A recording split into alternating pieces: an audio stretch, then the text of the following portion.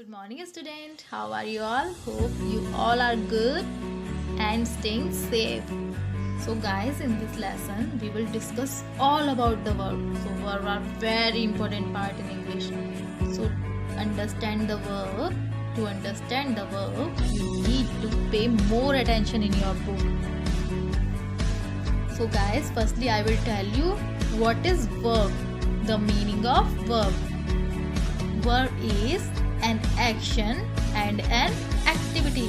What is verb? Verb is an action and an activity. किसी भी action और activity को हम क्या कहते हैं? Verb कहते हैं. Okay? Like sleeping, eating, singing, living. ये सब क्या है हमारी verbs हैं. Okay? रहना, खाना, सोना, पीना. ये सब drinking water, playing football. ये सब क्या है हमारी verbs हैं. Okay? So here also has been given a definition. The word which says something about the action of subject are called verbs. The word which says something about the action of subject are called verbs. वे सभी शब्द जो subject द्वारा किए हुए किसी action के बारे में हमें बताते हैं, वे सभी शब्द जो किसी सब्जेक्ट द्वारा किए हुए एक्शन के बारे में हमें बताते हैं, वो क्या कहलाते हैं? वर्ब्स कहलाते हैं. Example, John lives in London. John lives in London. John London में रहता है. यहाँ what is the verb here in this example? What is the verb? Could you tell me? Okay, let me tell you. यहाँ action क्या है हमारा? What is the action? Action है lives, because John lives in London. John London में रहता है. अब John तो किसी भी तरह से हमें एक्शन नहीं लग रहा. एक्शन क्या है हमारा? लिव्स. तो what is verb here? Lives. As I told you, sleeping, eating, singing, dancing, these all are verbs. तो lives is verb here. Okay? In other sentence, the boy plays football. The boys play football. So what is action here and what is verb here? The play is verb here because it is an action. Okay? Now you are thinking that what is subject? I know you are thinking that what is subject. You are getting confused between verb and subject. So let me clear you. Okay? The sentence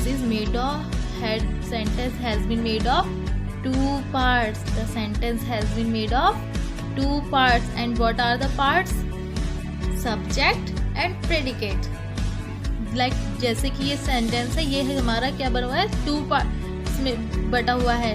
एक इसमें subject है और बाकी क्या है? Predicate है. Let me tell you what is the subject and what is the predicate. You know what is subject? Subject is that noun and pronoun. You can note down it. Subject is that noun and pronoun who do work. Subject is that noun and pronoun who do work. Like that John lives in London. यहाँ पर रहने का कार्य कौन कर रहा है? John London में रहता है. तो यहाँ पर हमारा सब्जेक्ट क्या हुआ? जॉन, क्योंकि वो रहने का कार्य कर रहा है. ठीक है? तो वे सभी शब्द जो किसी कार्य को करते हैं वो क्या होते हैं? सब्जेक्ट. और बहुत ही इजी सी थिंग मैं आपको बता रही हूँ कि सब्जेक्ट हमेशा सेंटेंस के स्टार्टिंग में आता है. ओके? यहाँ पर जॉन हमारा सब्जेक्ट है. अब second, in other example, what is the subject here? Who are playing, who are doing action? playing action है ना इस वक्त. और इस एक्शन को कौन कर रहा है? the boys. तो what is the subject here? the boys are the subject here. okay? और बाकी का जो आधा पार्ट हमारा होता है वो predicate होता है. you know what is predicate? whatever we say about the person or a thing is predicate. Whatever we say about the person or a thing is predicate. जिस भी पर्सन के बारे में कुछ कहा जाता है या कोई कार्य किया जाता है, जिस दूसरे पर्सन के बारे में हम कुछ कहते हैं उसे हम क्या कहते हैं? प्रेडिकेट. सब्जेक्ट तो वो होता है जो किसी कार्य को करता है या कहता है. ओके? ठीक है? प्रेडिकेट क्या होता है, जिसके बारे में कार्य कहा जाता है या जिस कार्य को किया जाता है, वो हमारा प्रेडिकेट होता है। Now you predicate is also have two parts. Predicate is also have two part, first verb and second object. अब जैसे मैंने आपको बताया था, यहाँ सेकंड एग्जाम्पल में देखिए आप लोग, द बॉयज, ये क्या है हमारा सब्जेक्ट है, बाकी हमारा प्रेडिकेट है। तो प्रेडिकेट में यहाँ हमारा प्ले क्या है, वर्ब है। अब बाकी जो बचता है वो क्या है, वो है object. What is object now? Object is that who receive the action. यहाँ पर एक्शन कौन रिसीव कर रहा है, खेल, किस चीज को खेला जा रहा है, फुटबॉल को खेला जा रहा है ना, तो एक्शन को रिसीव कौन कर रहा है, फुटबॉल रिसीव कर रहा है यहाँ। तो यहाँ फुटबॉल हमारा क्या हो गया, ऑब्जेक्ट। तो who receive the action called object. Okay, you can notice down that subject. What is subject? You can write down subject. The noun or pronoun who do the work called subject. The noun or pronoun who do the work called subject. Predicate. Predicate क्या है? Whatever we say about a person or a thing is predicate. Whatever we say about a person or a thing is predicate. Okay. Predicate also may have two parts. Predicate also may have two parts. And what are the parts? Verb and object. Verb आप लोग सब, you all knows about the verb. You all knows about the verb. Now what is object? Who receives the action? Who receives the action that we called object. और secondly मैं आपको एक important thing बता देना चाहती हूँ कि object हमेशा सेंटेंस के लास्ट में आता है। बहुत ही रेयरली ऑब्जेक्ट सेंटेंस के स्टार्टिंग में आता है और सब्जेक्ट जो है सेंटेंस के लास्ट में आता है। वो सब लोग आप लोग आगे जाकर के सीख जाएंगे। Okay, now I would like to tell you in brief what is verb. You can notice down, a verb is a word that describes an action, event or a state of being. A verb is a word that describes an action, event or a state of being. Okay? क्रिया वे शब्द हैं जिससे किसी कार्य का करना या होना व्यक्त होता है। क्रिया वे शब्द हैं जिससे किसी कार्य का करना या होना तय होता है। Okay? Now you might be thinking that what is state of being? Let me clear you. Okay, here I am going to give you an example. Ram is a boy. Ram is a boy. Okay, now आप सभी लोग जानते हैं कि राम किसी लड़के का नाम है, लेकिन यहाँ पे हमें क्या दिखाया जा रहा है कि राम एक बॉय है और ये बात एक सर्टेन थिंग है। तो जब हम किसी सिचुएशन की बात करते हैं, किसी भी सिचुएशन की बात करते हैं, तो उसे हम स्टेट बीइंग कहते हैं, क्योंकि यहाँ पे भी वर्ब का यूज हो रहा है, यहाँ पे भी सब्जेक्ट भी है, वर्ब भी है हमारा और ऑब्जेक्ट भी है। तो ये किस टाइप की वर्ब है, ये स्टेट ऑफ बीइंग है। Okay, now we are going to discuss about the kinds of verb. We are going to discuss about the kinds of verb. Okay, there are two kinds of verb, principal verb and auxiliary verb. There are two kinds of verb, principal verb and auxiliary verb. What is the principal verb? The verb that stand alone. The verb that stand alone and express the action by themselves are called principal verb. ये verb क्या होते हैं, अकेले stand करती है, उन्हें किसी भी प्रकार की दूसरी verb की नीड नहीं होती अपने मीनिंग को क्लियर करने के लिए। इनको हम क्या कहते हैं, प्रिंसिपल वर्ब कहते हैं। Okay, what are the principal verb? Principal verb are the word that actually shows the action और एक्टिविटी ऑफ सब्जेक्ट। ये किसी भी सेंटेंस की, किसी भी सब्जेक्ट की एक्टिविटी को एक्चुअली शो करते हैं और ये किसी भी प्रकार की हेल्पिंग वर्ब की जरूरत नहीं होती है। They can stand alone with the help of any verb. ये किसी भी दूसरी वर्ब की सहायता के बिना स्टैंड कर सकती है। ओके, जैसे कि इस तरह की वर्ब्स क्या होती है, reading, she is reading, he work hard. Example के ले लीजिए आप लोग, ही वर्क हार्ड। यहाँ पर किसी भी प्रकार की हेल्पिंग वर्ब का यूज नहीं हुआ है। सब्जेक्ट सेंटेंस जो है तीन चीजों में बन गया हमारा he worked hard, subject verb and object. Okay, subject verb and object. यहाँ किसी भी प्रकार की हेल्पिंग वर्ब की जरूरत नहीं थी। तो जहां भी इस तरह के सेंटेंस हमें देखने के लिए मिलते हैं उसे हम क्या कहते हैं, उसमें किस प्रकार की वर्ब का यूज होता है, प्रिंसिपल वर्ब का। जैसे वर्क, उसने कठिन कार्य किया, यहाँ वर्क क्या है हमारा, प्रिंसिपल वर्ब है, क्योंकि इसे किसी भी हेल्पिंग वर्ब की अपने से पहले जरूरत नहीं पड़ी। रागिनी संग मेलोडियसली, यहाँ पर रागिनी मेलोडियसली गाती है, अच्छा गाना गाती है, बहुत मधुर गाती है, तो यहाँ उसे किसी भी प्रकार की हेल्पिंग वर्ब की अपने से पहले जरूरत नहीं पड़ी। तो ये क्या हो गई हमारी principal verb. There are two kinds of principal verb, transitive verb and intransitive verb. The principal verb also have two kinds. The principal verb also have two kinds. What are they? Transitive verb and intransitive verb. What is transitive verb? When the verb needs an object to make its meaning clear or complete, it is called a transitive verb. When the verb needs an object to make its meaning clear or complete, is called a transitive verb.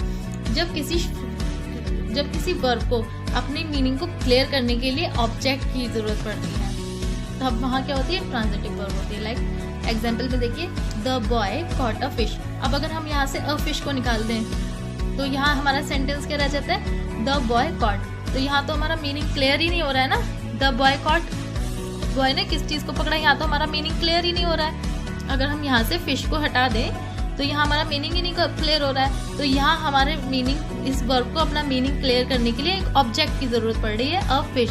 तो यहाँ हमारा meaning, तभी हम यहाँ समझते हैं कि यहाँ पर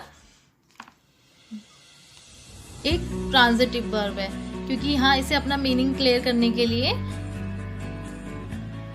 एक ऑब्जेक्ट की जरूरत पड़ी है। ऐसे ही नेक्स्ट एग्जाम्पल में देखिए, ही स्कॉल्डेड हिज यंगर ब्रदर। अगर हम इसे यंगर ब्रदर को निकाल दें, ही स्कॉल्डेड, उसने डांटा, तो यहाँ हमारा क्वेश्चन कोई बन ही नहीं रहा है कि उसने किसे डांटा। क्वेश्चन आ जाता है ना, क्वेश्चन मार्क कि किससे डांटा, हमारे माइंड में, दिमाग में घूमेगी ये बात कि किसे डांटा, तो यहाँ सेंटेंस ही हमारा कंप्लीट नहीं होगा। तो जब हमें, एक बार फिर मैं आपको बता देना चाहूंगी कि जब हमें किसी सेंटेंस को, किसी वर्ब को अपना मीनिंग क्लियर करने के लिए ऑब्जेक्ट की जरूरत पड़ती है, तो वहाँ हमारी ट्रांजिटिव वर्ब होती है। Okay, in next intransitive verb. Okay, when a verb does not need an object and can alone express a complete meaning, it called an intransitive verb. जब किसी वर्ब को अपना मीनिंग क्लियर करने के लिए किसी ऑब्जेक्ट की जरूरत नहीं पड़ती है, जब किसी वर्ब को अपना मीनिंग क्लियर करने के लिए किसी ऑब्जेक्ट की जरूरत नहीं पड़ती है, तो वो क्या होती है, इंट्रांजिटिव वर्ब। लाइक एग्जाम्पल देखिए, द बर्ड्स फ्लाई। अब यहाँ चिड़िया क्या है, उड़ती है, यहाँ उसे किसी भी प्रकार के एग्जाम्पल की जरूरत नहीं, ऑब्जेक्ट की जरूरत नहीं पड़ रही है अपना मीनिंग क्लियर करने के लिए। तो ये क्या हमारी हो जाती है, इंट्रांजिटिव वर्ब। शी डांस्ड, यहाँ वर्ब पे ही हमारा सेंटेंस क्या हो गया, खत्म हो गया, और इस सेंटेंस वर्ब को कंप्लीट करने के लिए किसी भी प्रकार के आगे ऑब्जेक्ट की जरूरत नहीं पड़ रही है। तो ये क्या हो गया हमारा इंट्रांजिटिव वर्ब हो जाता है। ठीक है, now next is auxiliary verb. Next is auxiliary verb. What is auxiliary verb? Auxiliary verb, we could say helping verb. Okay, auxiliary verbs are also called helping verb. They help the principal verb to express the tense or the time of action and the voice. We called auxiliary verb to helping verb. हम auxiliary verb को helping verb भी कह सकते हैं। ये क्या करती है, प्रिंसिपल वर्ब के मीनिंग को और भी ज्यादा क्लियर करती हैं। प्रिंसिपल वर्ब के मीनिंग को और भी ज्यादा क्लियर करती हैं। प्रिंसिपल वर्ब हमारी क्या होती है, रीड, ईट, स्लीप। अब अगर हम इनसे पहले हेल्पिंग वर्ब का यूज करते हैं तो ये हमारा मीनिंग को और भी ज्यादा क्लियर करती है। जैसे कि एग्जाम्पल देखिए, he has written a short story. He has written a short story, यहाँ हमारी प्रिंसिपल वर्ब क्या है, रिटन। प्रिंसिपल वर्ब क्या है, रिटन, और यहाँ हम इसके साथ क्या यूज कर रहे हैं, helping verb. He has written a short story. यहाँ सब्जेक्ट जो है, जहाँ सेंटेंस हमारा 4 पार्ट्स में है, subject, helping verb, verb and object. Subject, helping verb, verb and object. He will work hard, यहाँ पर हमारी हेल्पिंग वर्ब क्या है, विल। हमारी मेन वर्ब क्या है, वर्क हार्ड। तो ऑक्सिलरी वर्ब पता है क्या है, ऑक्सिलरी वर्ब कभी को हमेशा ही प्रिंसिपल वर्ब की नीड होती है। Auxiliary verb could not stand alone. Auxiliary verb could not stand alone. He always need principal verb to clear their meaning. He always need principal verb to clear their meaning. Okay. So what are the auxiliary verbs? Some common auxiliary verbs are is, am, are, was, were, has, have, do, does, did, will, shall। इन सभी के बाद हमें क्या है, principal verb की जरूरत होती है अपना मीनिंग क्लियर करने के लिए। जैसे he is reading, वह पढ़ रहा है। Okay, he is reading, he is eating, I am doing work, they are playing, she was going to school। Okay, इसी प्रकार से हमें अपना ऑक्सिलरी वर्ब को अपना मीनिंग क्लियर करने के लिए हमेशा प्रिंसिपल वर्ब की नीड होती है। तो ये गाइस आज के लेसन में हमने पढ़ा verb, okay, what is the subject and predicate and what is the object, kinds of verb, the kinds of verb are principal verb and auxiliary verb, and kinds of principal verbs are transitive verb and intransitive verb। okay, auxiliary verb we have completed today। so for today आज के लिए बस इतना ही। कल हम लोग जो है इसके आगे का पार्ट कवर करेंगे जिसमें हम agreement of subject and verb complete करेंगे एंड लिंकिंग वर्ब को कंप्लीट करेंगे। Okay, till then stay home, stay safe. Bye bye.